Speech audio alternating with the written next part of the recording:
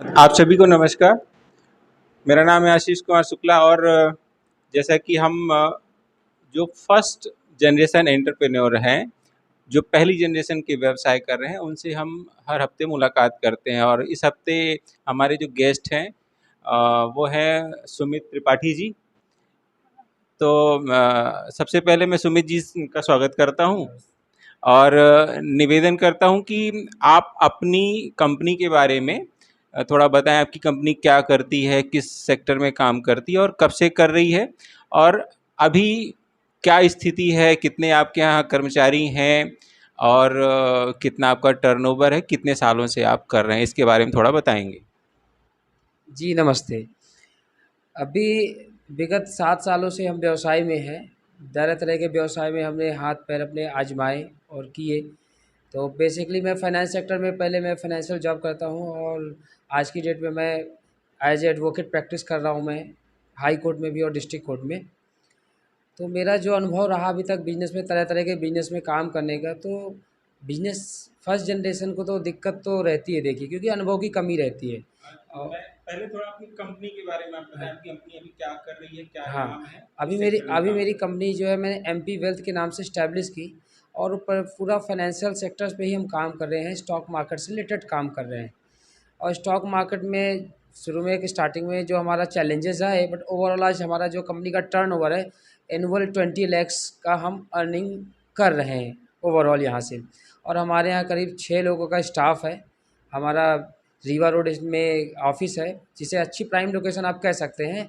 और ऑलमोस्ट हमारा इंफ्रास्ट्रक्चर भी ओवरऑल मेरे हिसाब से अच्छी रैंकिंग दे सकता हूँ, अच्छी एक कैटेगरी का दे सकता हूँ इंफ्रास्ट्रक्चर। तो सारे काम हो रहे हैं और आने वाले समय में हम और सेगमेंट्स बढ़ा रहे हैं, लाइक लोन्स हो गया, होम लोन हो गया, पर्सनल लोन हो गया।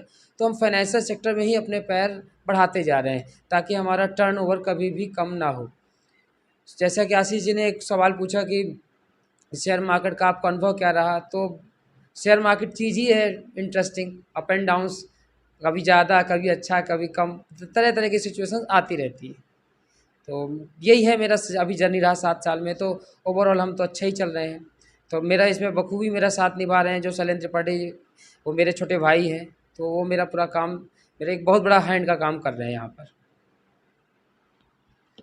जैसा सुमित जी ने बताया कि सुमित जी की जो कंपनी है एमपी वेल्थ के नाम से है और रीवा रोड में महाराजा स्टेट में स्थित है। आपके यहाँ शेयर मार्केट का काम होता है, शेयर मार्केट की ट्रेडिंग की एजेंसी है और साथ में इंश्योरेंस का भी आपके यहाँ सारे फाइनेंस फाइनेंस सारे फाइनेंस फाइनेंस रिलेटेड जितनी सर्विसेज हैं।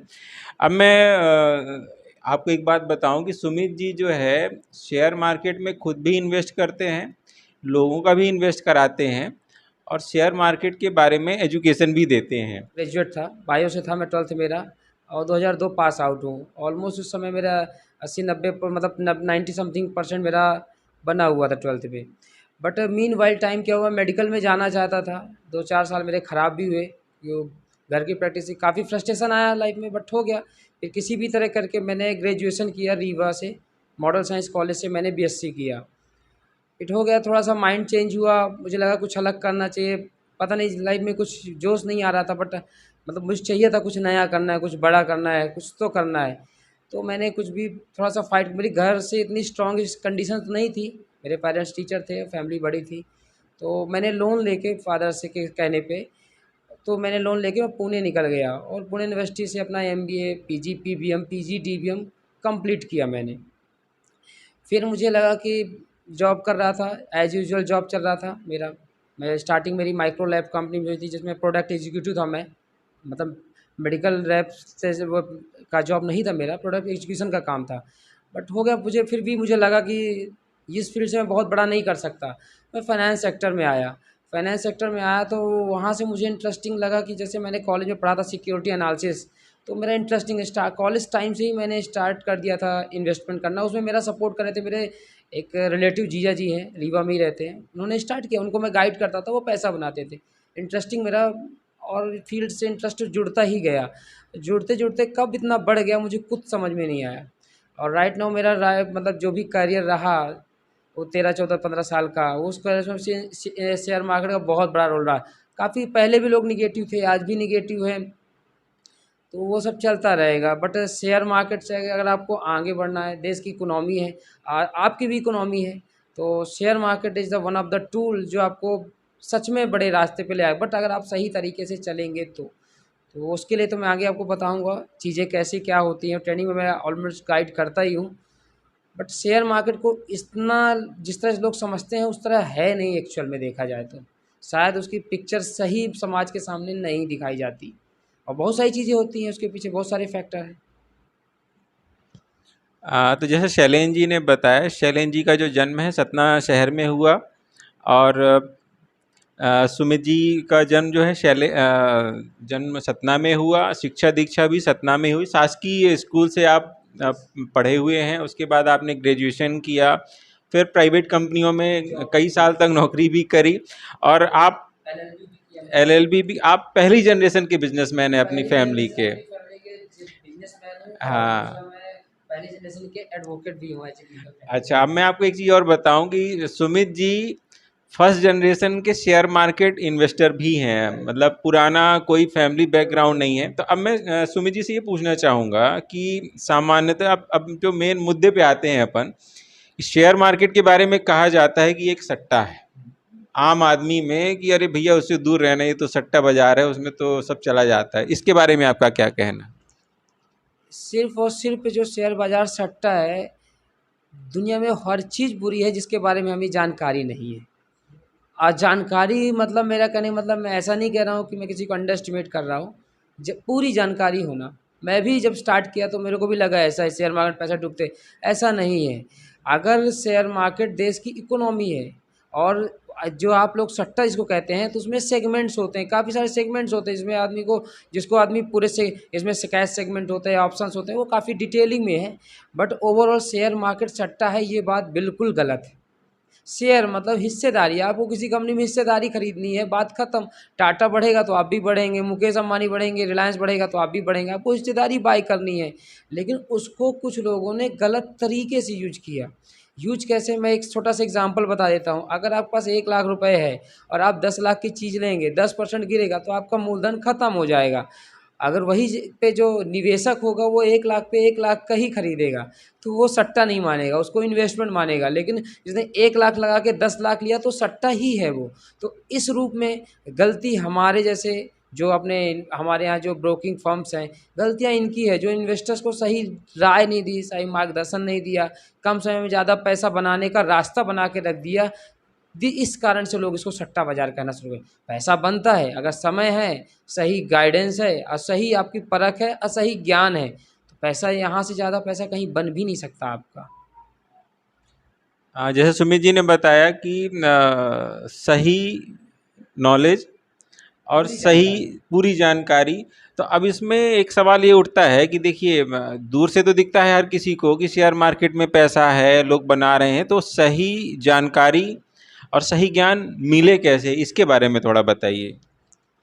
एक्चुअली ये थोड़ा शासन प्रशासन की कमी है, कह सकते हैं थोड़ा सा, कि अगर देश की इकोनॉमी इस पे चल रही है तो ये हमारे एजुकेशन सिस्टम में लाना चाहिए कि शेयर मार्केट क्या, शेयर मार्केट, शेयर मतलब होता है हिस्सेदारी। इसमें जुआ सट्टा ये वर्ड आ कैसे गए ये मुझे भी नहीं पता, मैं भी खोज में लगा हूँ, शायद कहीं मिल जाए। लेकिन पॉइंट की बात यहाँ पे अवेयरनेस जो होती है, तो हम आज डेट में एसबीआई पे बिलीव करते हैं, एलआईसी पे बिलीव करते हैं, हमारा विश्वास है कि एसबीआई जाएगा नहीं, एलआईसी जाएगा नहीं। तो मेरा क्वेश्चन मार्क है, तो ये कंपनी जो भी शेयर मार्केट में, तो ये भी है ना, सारी कंपनियां तो शेयर मार्केट के दम पे ही तो चल रही हैं। अगर हम उसमें हिस्सेदारी नहीं लेंगे, हमारे विदेशी आके हमारे देश में हिस्सेदारी लेंगे और हमारे देश को बेच के चले जाएंगे, और हमेशा ये चलता ही रहेगा। तो मेरा देश है, मेरा घर है, तो ये हमारे शासन प्रशासन को इसमें एजुकेशन बढ़ाना चाहिए। लेकिन आज के इंटरनेट मीडिया का ज़माना है, टेक्नोलॉजी का ज़माना है, यूट्यूब में फाइनेंस मॉड्यूल इतने सारे आ चुके हैं कि आप कोई भी जानकारी यूट्यूब पे बैठ के ले सकते हैं। आज आपको जानकारी लेने की ज़रूरत है, लेकिन ये कोई लेना नहीं चाहता, कोई बढ़ना, जो बढ़ना चाहते हैं वो लेते हैं। और शेयर मार्केट में हमारा मुकाबला मास्टरमाइंड से है, वहाँ पे कोई भी आम आदमी नहीं है। हमको जो दिखता है, यूनिवर्सल फैक्टर जो दिखता है, हम उसके पीछे भाग रहे हैं। ये यूनिवर्सल फैक्टर नहीं है। यहाँ पे भारत देश नहीं, हमारा भारत को अमेरिका भी देख रहा है, उसको लगता है कि टाटा मोटर का शेयर लेना चाहिए, लेकिन हमको नहीं दिखेगा। तो वो यहाँ पे फ़ायदा मुनाफा कमा के हमारे देश का पैसा लेके जा रहे हैं, जो कि विगत वर्षों में अभी कोरोना के कारण शायद अभी जानकारी बढ़ी है और हमारे देशवासियों का कंट्रीब्यूशन बढ़ गया है, लेकिन ये अभी भी कम है और बढ़ना चाहिए। हमारे देश का धन बाहर क्यों जाए?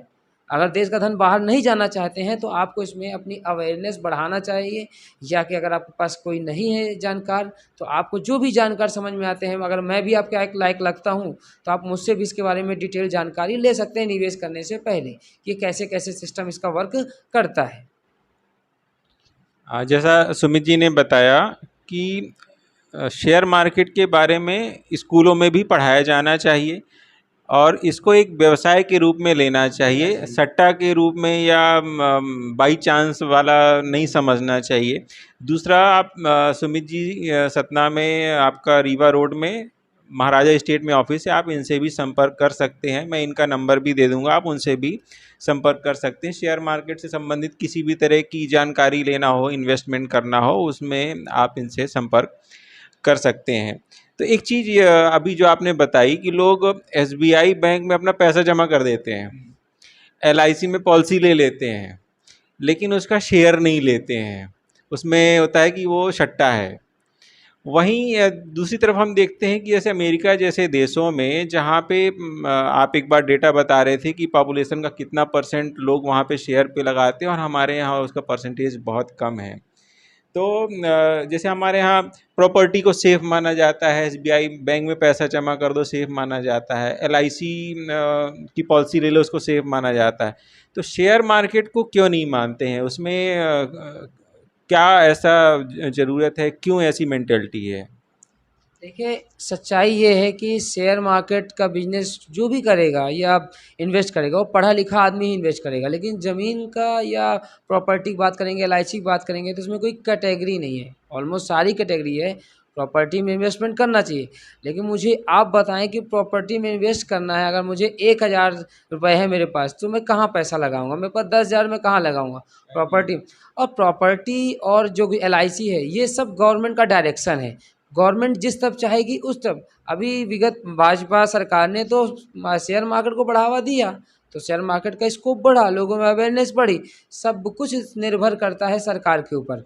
सरकार अगर हमारे चाहेगी कि देश की जनता स्मार्ट इनकम करे तो करेगी। अगर हमारी देश सरकार हमारे यहाँ पे एक 10 लाख की प्रॉपर्टी में 2 लाख रुपए या 1.5 लाख वटे जो भी है सर आपका रजिस्ट्री कॉस्ट आता है, ऊपर का नीचे जो भी पैसा होता है अंडर टेबल सब एडजस्ट करेंगे तो वो सरकार को बेनिफिशरी है। आप 10 बार प्रॉपर्टी बेचते हैं, 10 बार सरकार को पैसा जाता है, तो सरकार को मुनाफा वहाँ पे ज़्यादा है, लोगों का वहाँ पे अट्रैक्शन भी ज़्यादा है और वो पैसा दिखता भी नहीं है। लेकिन जैसे जैसे सिस्टम सुधर रहा है, लोगों का रुझान इधर बढ़ता जा रहा है और मैं बार बार कहूँगा सरकार चाहेगी तो ही होगा, सरकार नहीं चाहेगी तो नहीं होगा। अगर सरकार ने कुछ कड़े नियम कायदा कानून यहाँ पे ला दिए शेयर मार्केट में, ये दिखाओ ये दिखाओ ये, हो सकता है लोग यहाँ से फिर निकलना शुरू कर दें, टैक्सेशन बढ़ा दे, बट बहुत सारी चीज़ें। जैसे हमारे 2016 तक हमारे यहाँ लॉन्ग टर्म कैपिटल गेन नहीं लगता था, लेकिन सरकार ने देखा लोगों का इंटरेस्ट बढ़ रहा, लोग पैसा कमा रहे हैं, सरकार ने लॉन्ग टर्म कैपिटल गेन ला दिया। तो वही सब कुछ चीज़ें सरकार पर निर्भर करती है। सरकार ने प्रॉपर्टी और एलआईसी को बढ़ावा दिया हुआ है, क्योंकि एलआईसी सबसे ज़्यादा लोन देता है और कहते हैं रेवेन्यू विभाग से सबसे ज़्यादा आय होती है सरकार की, तो सरकार उस पर तरफ ज़्यादा जोर दे रहा है। लेकिन यहाँ से सरकार का भी फ़ायदा है और इंडिविजुअल का भी फ़ायदा है, तो मेरे हिसाब से सरकार को यहाँ पे बहुत ध्यान देने की और ज़्यादा ज़रूरत है। इनकम टैक्स में भी में भी रेशियो बढ़ रहा है, इन्वेस्टर का भी रेशियो बढ़ रहा है, अभी भी कम है और होना चाहिए। तो सुमित जी ने जैसा बताया कि शेयर मार्केट में जो है, जैसा हमारे यहाँ अंग्रेज़ों के समय से जो लोगों की मेंटेलिटी चली आ रही है कि गरीब लोगों को राजनीति से और व्यवसाय से दूर रखना, तो शेयर मार्केट में चूंकि पैसा बनता है, इसीलिए जो अंग्रेज़ों की मानसिकता वाली सरकारें थी वो ऐसा पॉलिसी ही बना के रखी थी कि आम आदमी शेयर मार्केट से दूर रहे, और वो खुद इन्वेस्ट करते हैं, खुद इन्वेस्ट करते हैं, है ना। तो अब इसमें एक चीज़ ये बताइए कि शेयर मार्केट में इन्वेस्ट कोई नया आदमी शुरू कर रहा है तो वो किस तरह से शुरू करे? छोटी पूंजी का आदमी है तो वो भी कर सकता है क्या? तो कैसे शुरू करे? कम से कम कितना लगाना पड़ता है, कितना इंतज़ार करना पड़ता है, किस तरह से वो शुरू कर सकता है छोटी पूंजी का आदमी? देखिए, हर इंसान का आय का सोर्स जो होता है कहीं न कहीं से जुड़ा होता है। कोई आईटी से होगा, कोई फार्मा से होगा, कोई एग्रीकल्चर से होगा, तो कहीं न कहीं से कोई न कोई जुड़ा है। तो जिस इंसान को भी इन इन स्टार्ट करना है निवेश, उसके पास ज्ञान या कोई सही गाइडेंस करने वाला नहीं तो कोई ज़रूरी नहीं। आप जिस फ़ील्ड में काम कर रहे हो, उस फ़ील्ड की ही कंपनियाँ उठा लो आप। अगर आप आईटी में हो तो अच्छी सॉफ्टवेयर कंपनी आपको भी पता होंगी। अगर आप एग्रीकल्चर में तो ट्रैक्टर है, वो कहते हैं सीड्स की कंपनी आती हैं, खाद का उत्पादक कंपनी आती हैं, बहुत सारी चीज़ें आती हैं। अगर आप फार्मा से हैं तो बहुत सारी फार्मा कंपनियां हैं जिनकी आप बहुत अच्छे शेयर ले सकते हैं। तो जानकारी, मुझे नहीं लगता कि आपको कोई जानकारी का अभाव कहना कहीं ना कहीं गलत है। आप अपनी जिस फील्ड से जुड़े हैं उस फील्ड की ही अच्छी कंपनियों के शेयर में हिस्सेदारी आप लेके स्टार्ट कर सकते हैं। और ये वक्त मुझसे कहीं ज़्यादा आपको इसके बारे में पता होगा क्योंकि आप काफ़ी समय से आपका आय जुड़ा हुआ है, आपको अनुभव भी होगा उस सेक्टर के बारे में। मतलब सुमित जी ये कह रहे हैं कि जिस सेक्टर में आप अभी बिजनेस कर रहे हैं या जॉब कर रहे हैं या कोई भी काम कर रहे हैं, आप उसी सेक्टर की कंपनी का शेयर खरीद लीजिए। आप मान लीजिए कि बैंक में कर्मचारी हैं, तो आप, चूंकि आपको बैंकों के बारे में जानकारी है कि बैंक कैसे प्रॉफिट कमाते हैं, कौन सा बैंक अच्छा परफॉर्म कर रहा है, कौन सा अच्छा बैंक परफॉर्म कर सकता है, तो आपको मतलब ये एक अच्छा अवसर शेयर मार्केट ये देता है कि आप नौकरी करते हुए बिजनेसमैन बन जाएंगे, कंपनी के आप मालिक बन सकते, क्योंकि हर कोई बिजनेस करना चाहता है लेकिन उसको रास्ता नहीं मिलता। तो शेयर मार्केट आपको बिजनेसमैन बनने का एक रास्ता देता है, कम पूंजी में और बहुत कम प्रयास से। और जिस सेक्टर में आप काम करें उसकी आपको जानकारी है ही, थोड़ा और जानकारी कलेक्ट करिए, जानकारी का ही बिजनेस है। थोड़ा सा एक्स्ट्रा एफर्ट लगाइए। सैटरडे संडे आपके पास फ्री रहते हैं, आप रात में फ्री रहते हैं, थोड़ा जानकारी कलेक्ट करिए और आगे बढ़िए। तो इसमें शेयर मार्केट में डायरेक्ट इन्वेस्ट करना होता है। इसके अलावा शेयर मार्केट में कुछ इनडायरेक्ट इन्वेस्टमेंट करने के भी ऑप्शन होते हैं, उसके बारे में आप थोड़ा बताएं। देखिए, अभी इंडिपेंडेंस डे आ रहा है। अब एक्चुअल में देखा जाए तो ये एक रास्ता है लोगों को इंडिपेंडेंट बनाने का, कि यहाँ पे किसी के पास नहीं जाना, किसी से गिड़गिड़ाना नहीं है, किसी से बात नहीं करनी। आप अपने ज्ञान के आधार पे अब बाज़ार में पैसा बना सकते हैं, इसमें कोई गलत बात नहीं है, एकदम सही है। लेकिन ज्ञान, सिर्फ जानकारी, मेहनत तो करनी पड़ेगी। आप चाहे जानकारी के लिए करिए, चाहे आप जो भी है, मेहनत करनी पड़ेगी। लेकिन जैसा कि पूछे मेरे से कि यदि आप कोई काम नहीं कर सकते हैं, आपके पास समय नहीं है, समय लेकिन पैसा है, समय नहीं है, तो बाज़ार में बहुत सारे ऑप्शन हैं। पोर्टफोलियो मैनेजमेंट सर्विस चलता है जो कि 50 लाख से स्टार्ट होता है। लेकिन कुछ कंपनियां हैं, मोतीलाल ओसवाल है, आईएपी जैसा प्रोडक्ट करते हैं। आज बिरला मनी में भी आईएपी जैसा प्रोडक्ट है, उनकी कैटेगरी है 1 लाख, 2 लाख, 5 लाख कैटेगरी है। जो भी कैटेगरी में आप फिट बैठे हैं आप दे दीजिए, वो अपने हिसाब से मैनेज करते रहते हैं पोर्टफोलियो आपका। तो मेरे ख्याल से तो मैंने 2 कंपनी बताया है, सारी कंपनियों में ये ऑप्शन अवेलेबल है। यदि आप नहीं कर सकते तो आप आउटसोर्स यूज कर सकते हैं और बहुत लीगली, बहुत प्रोफेशनली मैनेज हो सकता है। आपसे भी बेहतरीन जानकार हैं तो आपसे बेहतर मैनेज करके दे सकते हैं आपको। तो ऑप्शंस हैं आपके पास। इसमें मैं सुमित जी से चाहूँगा कि थोड़ा सा एसआईपी जो होती है, सिस्टमेटिक इन्वेस्टमेंट प्लान, और म्यूचुअल फंड के बारे में बताएं। उसमें क्या होता है, कैसा होता है, ये कैसे इसमें इन्वेस्ट करना चाहिए, क्या लाभ होता है इसका? देखिए, बाज़ार में 2 तरह के इन्वेस्टमेंट होते हैं। एक होते हैं डायरेक्ट इक्विटी, जिसे मैं अभी हम बात कर रहे थे। दूसरा होता है डायरेक्ट इक्विटी में मुझे नहीं करना है तो मैं पीएमएस के थ्रू डायरेक्ट इक्विटी में चला जाऊँ या आईएपी के थ्रू चला जाऊँ, ठीक। तीसरी चीज़ होती है मुझे कुछ भी नहीं करना, मेरे पास बहुत छोटा पैसा है, मेरे को ₹1000 बचत करनी महीने की। तो म्यूचुअल फंड एक ऐसा टूल है, पूल ऑफ इन्वेस्टमेंट है, जिसमें फंड मैनेजर पैसा मैनेज करता है। तो आप छोटी बचत से भी बड़ा, तो वो भी एक्चुअल पैसा, उसमें भी ऑप्शंस रहते हैं। डायरेक्ट इक्विटी में ही पैसा जाता है, लेकिन वो कंबाइंड पैसा जाता है। थोड़ा सा डायरेक्ट इक्विटी कंपेयर में लेस रिस्की कह सकते हैं। बाजार के उतार चढ़ाव का रहता है, बट अगर लॉन्ग टर्म की बात करें तो लॉन्ग टर्म में म्यूचुअल फंड्स और के थ्रू छोटा पैसा इन्वेस्ट करके बड़ा पैसा बनाना है, तो इससे अच्छा तरीका हिंदुस्तान में क्या है, पूरे वर्ल्ड में कहीं नहीं है। म्यूचुअल फंड एसआईपी कोई अलग चीज़ नहीं है। म्यूचुअल फंड इंडस्ट्री में ही अगर मंथली आपको बचत करना है तो उसको एसआईपी कहते हैं। आपको एक साथ पैसा देना है तो उसको लमसम इन्वेस्टमेंट कहते हैं। और ये कोई भी म्यूचुअल फंड इंडस्ट्री की किसी भी स्कीम में, किसी भी कंपनी स्कीम में निवेश इन्हीं 2 तरीक़ों से होता है, एसआईपी और लमसम के थ्रू। सुमित जी से एक चीज़ मैं ये पूछना चाहूँगा कि कोई एक मिडिल क्लास का आदमी है जो 15,000 25,000 रुपये महीने का कमा रहा है, वो 1,000 2,000 रुपये महीना बचाने चाहता है, तो उसके पास ऑप्शन रहते हैं कि या तो वो LIC करा ले, बैंक में जमा कर ले, और आपने एक नया ऑप्शन बताया कि वो SIP या म्यूचुअल फंड करा सकता है। तो इसमें उसको कौन से ऑप्शन को सेलेक्ट करना चाहिए और उसको उससे क्या लाभ होगा, बैंक और LIC से क्या फ़र्क होगा, ये थोड़ा आप बताएं। मैं यहाँ पे एक करेक्शन करूँगा और क्षमा चाहूँगा इंडस्ट्री के लोगों को बोलने के लिए। इंश्योरेंस की एक्चुअल डेफिनेशन है protection against premature death. Insurance में हम इन्वेस्टमेंट के नाम पे बहुत बताइए आप क्या। प्रोटेक्शन अगेंस्ट प्रीमैच्योर डेथ, समय से पहले मृत्यु हो उसकी सुरक्षा मेरी जिम्मेदारी है, मेरी फैमिली की मान लीजिए 80,000 50 90,000 पर मंथ की रिक्वायरमेंट है। अभी मैं अर्न कर रहा हूँ तो चला, अगर मैं ना रहा, वो फाइनेंशियल क्राइसिस ना आए, उसके लिए इंश्योरेंस लिया जाता है। तो लेकिन बाज़ार में जो भी समस्या हो या सरकार का है डायरेक्शन का इशू है, हमारे इंडस्ट्री में इंश्योरेंस को एज ए इन्वेस्टमेंट बेचा जाता है रिटायरमेंट के नाम पे, बच्चों के नाम पे। गलत है ये, बिल्कुल गलत है, नहीं करना चाहिए। वो इन्वेस्टमेंट इंडस्ट्री है ही नहीं एक्चुअल में। अगर 15-20 हज़ार कोई अर्न कर रहा है तो उसको सिर्फ़ और सिर्फ अपना एक इंश्योरेंस के नाम पे हेल्थ इंश्योरेंस लेना चाहिए, क्योंकि कोई मेडिकल इमरजेंसी कभी भी आ सकती है। एक उसके पास टर्म प्लान होना चाहिए, अगर वो सालाना 2.5 लाख कमा रहा है तो उसके 25 से 30 लाख का लाइफ कवर होना चाहिए। और 10% के हिसाब से देखा जाए तो 1,500 से 2,000 की बिल्कुल SIP उसकी होना ही चाहिए।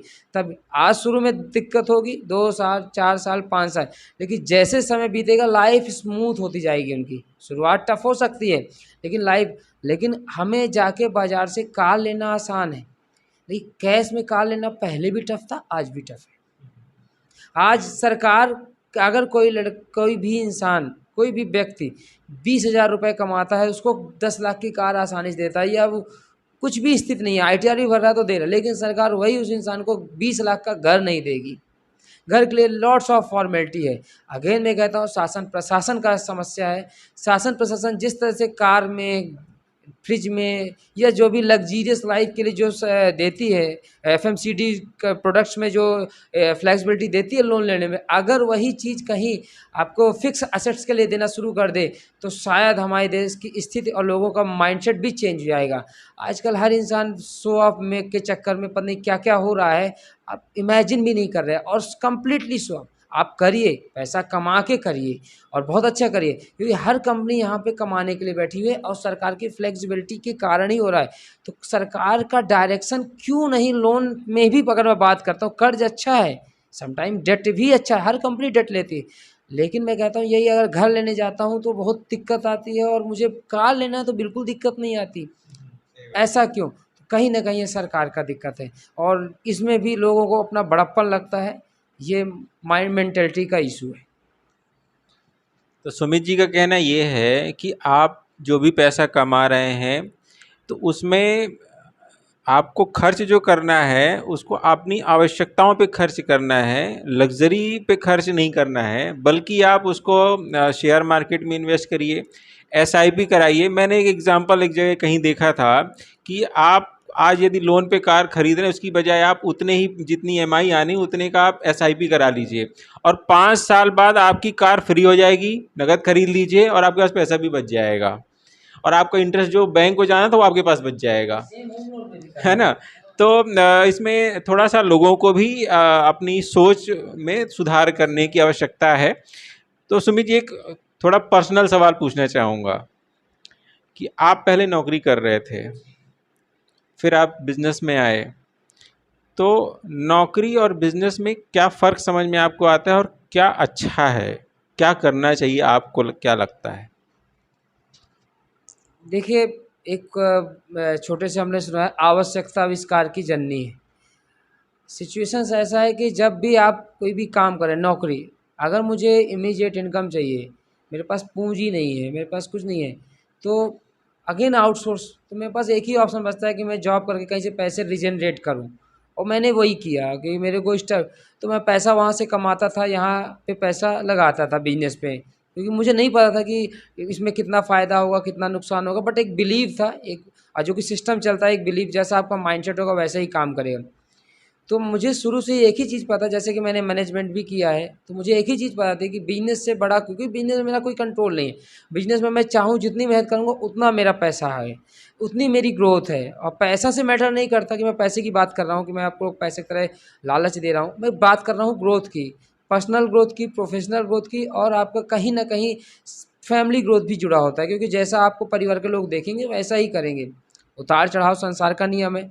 नौकरी भी जा सकती है, जिस कंपनी में आप काम कर रहे हैं वो भी व्यवसाय ही कर रहा है। बस फ़र्क ये है कि उनके व्यवसाय बढ़ाने में आप वहाँ मदद कर रहे हैं।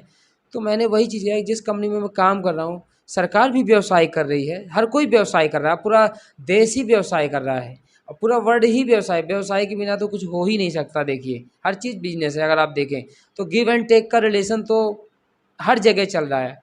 उसको कोई पर्सनल लेवल पे मत लें, बट अगर प्रैक्टिकली आप सोचेंगे तो आपको समझ में आ जाएगा। आप किसी के यहाँ जाते हैं तो वहाँ भी कहीं न कहीं आप देखिए कि आना-जाना भी, कहीं सुख-दुःख कुछ भी हो, सब सर गिव एंड टेक चल जाएगा। वो आए हैं तो हम जाएँगे। तो आप समझिए मेरी बातों को। तो मैंने तो एक ही चीज़ फंडा समझा कि अगर आपको ग्रो करना है तो क्यों ना मैं खुद पे आज़माऊँ। तो मैं नौकरी करता रहा। मेरी नौकरी भी कोई बुरी नहीं, मुझे अच्छा था, लेकिन मुझे शायद मेरी वहाँ ग्रोथ मुझे वो एक्सेप्ट नहीं थी। मुझे ग्रोथ और आगे बढ़ना था। तो मैं बिज़नेस में आया। अगर आपके फाइनेंशियल कंडीशन, आपकी मेंटालिटी, मानसिकता, अगर आपका अच्छा गाइडेंस है, तो मे अनुभव है, म गाइडेंस अनुभव है, तो आपको बिज़नेस में आना ही चाहिए। और मैं भी चाहूँगा ज़्यादा से ज़्यादा लोग बिज़नेस बढ़ेंगे तो देश में रोज़गार बढ़ेगा तो लोगों में अवेयरनेस बढ़ेगी तो अगेन बिज़नेस चीज़ें हो जाएँगी। तो आपको शेयर मार्केट जैसी चीज़ें बहुत आम चीज़ लगेंगी। फिर इसको आप साथ सट्टा या ये सब बातें आप नहीं कहेंगे। और बिज़नेस एंटरप्रेन्योर मार्केट में बढ़ेंगे तो शायद कहीं न कहीं अपने देश का भी भला होगा। मतलब सुमित जी का ये कहना है कि यदि भारत देश को आत्मनिर्भर बनना है, आर्थिक रूप से स्वतंत्र होना है, जैसा भी 15 अगस्त स्वतंत्रता दिवस आने वाला है, तो आपको व्यवसाय करना पड़ेगा। और जहाँ तक बात रही सिक्योरिटी की, लोग नौकरी क्यों करते हैं गवर्नमेंट या प्राइवेट की, उसमें रहता है एक तर्क कि उसमें सिक्योरिटी है। तो सुमित जी ने बताया कि सिक्योरिटी तो कहीं नहीं है, और क्योंकि जो आप जहाँ नौकरी कर रहे हैं वो भी एक व्यवसाय है, वो भी घाटे में हो सकता है, घाटे में जाएगा तो आपकी नौकरी खतरे में आ जाएगी। सरकार भी एक व्यवसाय है, सरकार का यदि बजट घाटे में चला जाएगा तो बहुत सारे लोगों को नौकरी पे निकाल देते हैं, वो लोग तनख्वाह तक कम कर देते हैं, कंपनियां बंद, जैसे बीएसएनएल बंद हो गई, ऐसी बहुत सारी कंपनियां बंद कर देते हैं। वो भी एक विभाग था सरकार का, बीएसएनएल एक विभाग हुआ करता था जो आज खत्म हो गया है। तो अब बैंक जैसे प्राइवेट होते जा रहे हैं, तो इसलिए आप सिक्योरिटी के लालच में आप मत जाएं। आपके यदि अंदर कौशल है, इच्छा शक्ति है, तो आप व्यवसाय में आइए, इसमें कोई रिस्क नहीं है। अब चूंकि हम देखिए हम सतना शहर में रहते हैं, तो सतना शहर की हमें चिंता करना चाहिए। तो मैं सुमित जी से ये पूछना चाहूँगा कि आपकी शिक्षा सतना में हुई, आप व्यवसाय सतना में कर रहे हैं, तो जो नए युवा हैं, सतना जैसे छोटे और भी शहर हमारे भारत देश में बहुत हैं, क्योंकि मिडिल क्लास शहर बहुत ज़्यादा हैं हमारे भारत में, जिनको व्यवसाय आगे करने का प्रयास कर रहे हैं। तो सतना जैसे छोटे शहर में छोटी पूंजी के लोग, जिनके पास पूंजी कम है, ज़्यादा जानकारी भी नहीं है, तो किस तरह का बिजनेस कर सकते हैं और कैसे कर सकते हैं, कैसे शुरू करना चाहिए, इसके बारे में थोड़ा बताएं। देखिए, जहाँ तक मेरा मानना है कि कोई भी बिज़नेस हो, अगर मैं शायद अपने समाज के हिसाब से लूँ तो सबसे छोटा बिज़नेस पान का बिज़नेस होता है, जो पान का ठेला कहते हैं आप, तो भी 10, 20, 25 है। तो शेयर मार्केट में ऐसा है कि आप लोग एमबीए करते हैं, नेटवर्किंग काफ़ी, एक्चुअल में नेटवर्किंग का ही बिज़नेस तो आज नहीं बरसों से था। लोगों ने तरह-तरह से अपने तरफ से कन्विंस करने का प्रयास किया। और मैं आपको फिर से मैं उसको रिपीट करता हूँ कि शेयर बाज़ार पहले भी था, आज भी है। हमारे देश की इकोनॉमी, अगर शेयर बाज़ार पूरा डूब गया, तो देश की इकोनॉमी डूब जाएगी, हम आप भी गुलाम बन जाएँगे। आप इस बात को दिमाग में रख लीजिए। तो मैं ये कहना चाहता हूँ, इसमें अगर कोई भी युवा बिज़नेस में आना चाहता है, तो सबसे पहला कि खुद की जानकारी, खुद को सक्षम होना बहुत ज़रूरी है। अगर आप फाइनेंशियल एसेट्स से स्ट्रॉन्ग हैं, तो ही इस बिज़नेस को कर पाएँगे। यहाँ पे थोड़े में थोड़ा पैसा बना, लोगों की सोच, लोगों का दिक्कत, जो लोगों को हम समझाते हैं, इसमें फिर आज के डेट में अगर आप उठा के डेटा देखेंगे तो बहुत सारी कंपनियां बर्बाद सिर्फ इसलिए हुई हैं कि उनके पास खुद जानकारी थी, लेकिन वो उस जानकारी को गलत डायरेक्शन पे ले गए। जैसे मेरे पास पैसा आया तो मैं गलत डायरेक्शन में चला गया, मिसयूज करने लगा, लग्ज़रियस चला गया। मैंने पैसे से पैसे, हर कोई हर्षद मेहता हर कोई बनना चाहता, राजेश झुनझुनवाला बनने का प्रयास कोई नहीं करता, क्योंकि इतना सिंपल हो भी नहीं। सबको लेक्सस चाहिए, सबको चाहिए, होशियार है नहीं। लेकिन ये आप भूल गए कि हर्षद मेहता का बैकग्राउंड, मैं नहीं कहता कि वो होशियार नहीं, बहुत होशियार, लेकिन उनसे गलती क्या होगी, कहीं न कहीं एजुकेशन का इशू था। राजेश झुनझुनवाला बतौर सीए हैं, तो उनको पता था कि किस लेवल पे आके गिरना नहीं है, किस लेवल पे आके कोई गलती नहीं करनी है। लेकिन हर्षद मेहता जी को शायद यहाँ पे आके चूक हो गई, यहाँ पे आके। तो वही कह रहा हूँ कि हमको सिस्टमैटिक करना है काम, बहुत छोटे तरीके से काम करना है। आप किसी भी, हमारे यहाँ एग्जांपल, हमारे यहाँ से भी आप फ्रेंचाइजी ले सकते हैं। 10-20 हज़ार में फ्रेंचाइजी पर जो रजिस्ट्रेशन कॉस्ट होता है वो लगता है, 5,000 डिपॉजिट लगता है, और आप अपने डीमैट खोल के अपना व्यवसाय स्टार्ट कर सकते हैं। आप खुद पैसा इन्वेस्ट करके, आप खुद उसको स्टडी करके, उससे पर मंथ 2-4% के मुनाफा में अपना आप आय का सोर्स बना सकते हैं। आप अगर कोई फाइनेंशियल का अच्छा नॉलेज लेके आप खुद भी लोगों में अवेयरनेस बढ़ा के एक म्यूचुअल फंड डिस्ट्रीब्यूटर भी बन सकते हैं, जिससे आपका कहीं न कहीं आपका भी भला है, और आप जिन इन्वेस्टर्स को निवेश कराएँगे उनसे भी आपको 2 पैसे की आमदनी होगी। बहुत सारे सेक्टर हैं, काम करना चाहते हैं तो फाइनेंशियल सेक्टर में पैसे कम लगते हैं, ज्ञान ज़्यादा लगता है, मेहनत ज़्यादा लगती है। और मेहनत सिर्फ़ और सिर्फ़, मैं फिर से आपको कहूँगा, एजुकेशन ही है। और पढ़ के यदि पैसा मिलता है तो मेरे हिसाब से किसी को भी इसमें हाथ आज़माने का प्रयास करना ही चाहिए, और ये कोई भी इतना बड़ा टास्क नहीं है कि नहीं कर सकते। सुमित जी के पास तो शेयर मार्केट का ज्ञान का भंडार है, तो ऐसे बात करते रहेंगे तो 2-3 दिन बात होती रहेगी। लेकिन अंतिम में एक सवाल ये पूछना चाहूँगा कि जैसे आपको 7 साल 8 साल हो गए शेयर मार्केट में इन्वेस्ट करते हुए, लोगों को जानकारी देते हुए। जैसे उदाहरण आता है राकेश झुनझुनवाला जी का कि वो तो अब उनकी बहुत उम्र भी हो गई है। तो क्या आप आज भी पढ़ते हैं शेयर मार्केट के बारे में? क्या राकेश झुनझुनवाला जी आज भी पढ़ते हैं? उसके बारे में क्या सीख रहे हैं कि क्या अब आप मास्टर हो गए हैं, अब आप एकदम ओके हो गए हैं? क्या स्थिति है? देखिए, अगर जिस दिन आपने समझ लिया कि मेरे से ज़्यादा होशियार कोई नहीं, ये मैं बात इस मार्केट की नहीं कर रहा हूँ, आप किसी भी फील्ड में होंगे, आप मेडिकल में होंगे, आप इंजीनियरिंग में होंगे, आप लीगल में होंगे, आप कहीं भी होंगे, जिस दिन हो सकता है आपका ये भ्रम टूटने में 6 महीना लग जाए, 1 साल लग जाए, लेकिन ये भ्रम टूटेगा ज़रूर। आप ये मानिए कि हमारी जो भी जितनी भी इंडस्ट्रियाँ हैं, मैं आज अब फिर से मैं बात कर रहा हूँ, मैं शेयर मार्केट बात नहीं, कोई भी इंडस्ट्री हो, कोई भी, कोई पान का ठेला भी, हर दिन हर समय आपको समय के अनुकूल अगर चलना है तो आपको अपने फील्ड का पर डे अपडेशन रखना पड़ेगा।